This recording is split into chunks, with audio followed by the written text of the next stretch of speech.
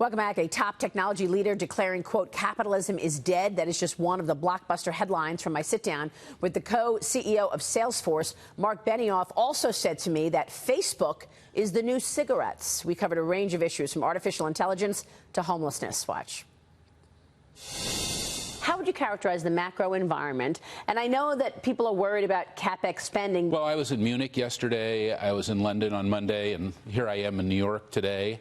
And, our customers are all still very aggressively investing in their digital transformations. Those transformations begin and end with the customer. That's why we're involved in those conversations. We continue to see a tremendous work in digital transformation worldwide as all companies transform themselves to connect with their customers in new ways. And I think the environment remains very good. That said, you know that I'm a trustee at the World Economic Forum, and Angel Guerrero, who's the head of the OECD, I just saw him in Paris, and he has basically taken his global growth rate from 4% to 3% because of what's happening with this trade situation. So he said, and I agree with him, if we resolve the trade situation, global growth will resume its climb. So that would be very exciting. When there's uncertainty around, I think business managers, the first thing they do is sit on capital. But when you're talking about digital transformations, this is a must spend, isn't it? It's a must spend. Yeah. You're right. Because, look, every company and every customer is trying to build a 360-degree view of their customer.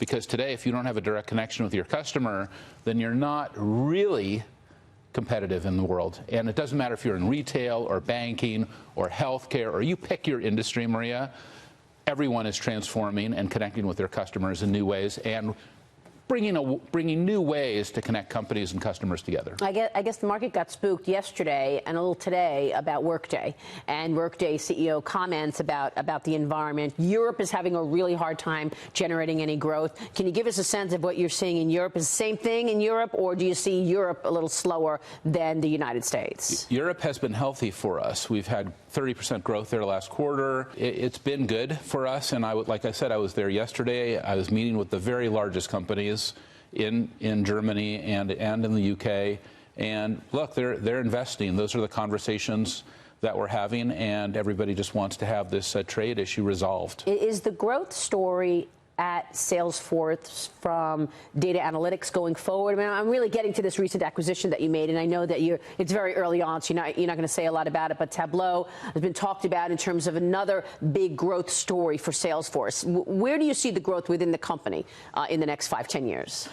Well, we've had a fantastic shareholder return. If you bought our stock in 2004, it's been a 3,400% return. We forecasted that we'll grow from, guidance $16.9 billion or approximately $17 billion this year to $28 billion within 3 years, fiscal year 23. We see really expanded growth, but that growth is all anchored on one thing, which is this digital transformation phenomenon and the focus on customer, which is the only word that we do at Salesforce, which is help companies connect with their customers. But do you worry about the trade fight going on and China getting ahead of us in some of these really important technologies like AI? I don't view it like that. I think actually that we're quite competitive with all countries and all industries. And I could make the case on why that is true. But what I will tell you is there is a lot of transformation happening. This is the fourth industrial revolution. Mm-hmm. You do have AI, you do have robotics, you have the biosciences. Oh, yeah. There's many things happening around the world and in all industries. And I've never seen so much transformation and change and innovation. You've got your Dreamforce conference coming up next month. This is your opportunity to put on this big show, tell the world what's coming at Salesforce. Can you give us a hint in terms of the push into new areas? Well, you've just talked about it. It's all about AI, and we call it Einstein. Einstein artificial intelligence. And just to connect the dots, one of the things that we just showed is we have Einstein, and it's running on a drone, and it's over the ocean right now in Santa Barbara, and wow. It's able to classify, and I just put this on my Twitter feed, that it saw a great white shark heading towards a school of kids in a surf camp in Santa Barbara. And it was able to call the park and say, hey, get the kids out of the water, and you can see the shark, and you can see the AI saying, oh, there's a shark there. Now, just 5 years ago, that was not possible, okay? But today, and you know this already because of the special you just did on AI, it is possible. and we can do a lot of things, and that's an example of improving the world through AI, because, you know, technology is never good or bad. It's what you do with the technology that makes a difference. And we have to keep that in mind as we start to think about values and our businesses. You make a really good point, because we are right now in this discussion about how technology will change as a result of perhaps more regulation. So we've got some social media companies that are stronger and more powerful than we've ever imagined. What are you expecting? And is it bifurcated in terms of tech, where we might see regulation and not see regulation? What do you expect in terms of what's coming from Washington? What should be changed with regard to regulation on big tech? Well, you know, I just wrote about this in my book, which is that, and we were there together actually in Davos in January, 2018, and I said, Facebook is the new cigarettes. It's addictive. It's bad for you. They want your kids. Now they're posting political ads with incorrect information. They're passing your information to 50,000 other companies. You don't even know what's happening. And now they're buying assets like WhatsApp and like Instagram and commingling all that data. And if you saw that Netflix special called The Big Hack, they're creating market segments called the persuadables and shifting elections based on that data. Well, that's not good. Nobody wants that. No. We want a society based on trust and truth. That's so important. And this is something we all need to be committed to. We have to focus on trust as our highest value. You write a book. It's called Trailblazer, The Power of Business as the Greatest Platform for Change. Why did you write this book? Capitalism as we know it is dead. That businesses need, and we all need, a new capitalism. And that is a capitalism that is more fair, more equitable, and more sustainable. And that's a capitalism that includes all stakeholders, not just shareholders. This concept that the business of business is business is over. What are stakeholders? It's your employees, your customers, your partners. By the way, I'm from San Francisco. It's about our homeless. I got to talk to you about that. Let's do it. And also public schools and the planet. I mean, I'm the CEO of a big company now, not just a startup like when I met you. We have 45,000 employees, $130 billion, in market cap. Congratulations, Mark. Thank you. What an incredible growth Isn't story. it cool? And you're using that to give back. Well, what's funny, Maria, is that we've had a great shareholder return. Like I said, 3,500% since we went public.